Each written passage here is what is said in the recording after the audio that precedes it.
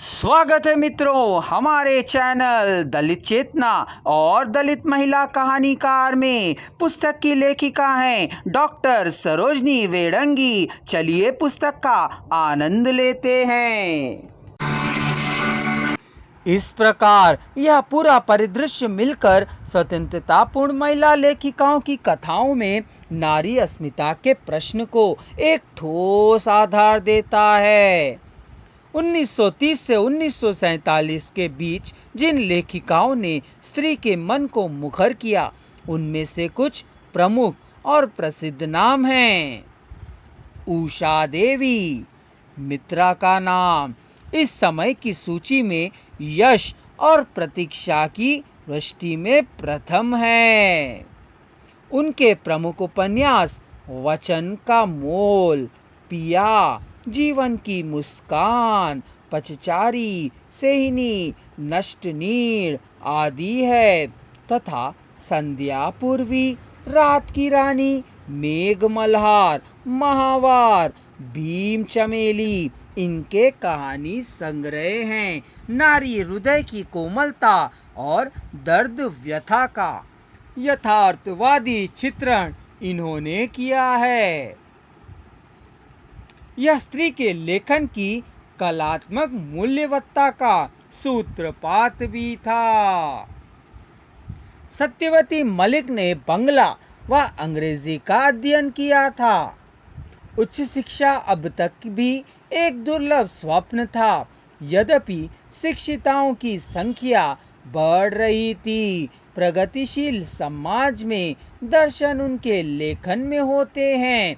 उन्होंने निम्न वर्गीय पात्रों के चित्र खींचे। इनमें बच्चे उनके लिए विशेष रूप से प्रिय पात्र रहे और बच्चों के मन को उन्होंने बड़ी ही अंतरंगता के साथ और सूक्ष्मता से खोला है।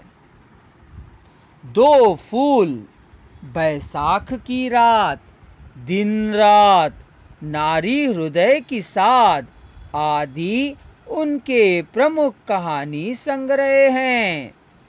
कमला चौधरी ने साहित्य, समाज और राजनीति में समान रूप से रुचि ली और स्वाधीनता आंदोलन में सक्रिय भागीदारी निभाई।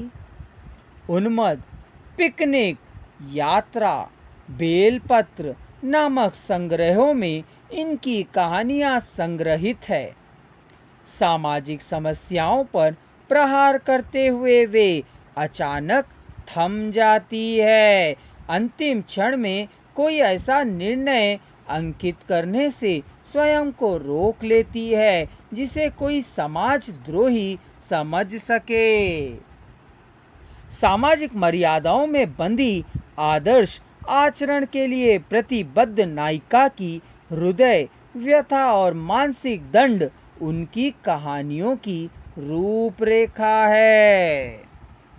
सुभद्रा कुमारी चौहान मुख्य रूप से कवित्री थीं, परंतु उन्होंने भी राष्ट्रीय आंदोलन से प्रेरित होकर राजी सेठ का रचना संसार राजनीतिक कहानियां लिखी। सामाजिक समस्याओं के चित्रों में भी विशेष आग्रह नवजागरण की दिशा में प्रेरणा का ही है। प्रबुद्धता, युग संप्रति और विचारशीलता की दृष्टि से वे अप्रितम कही जा सकती है।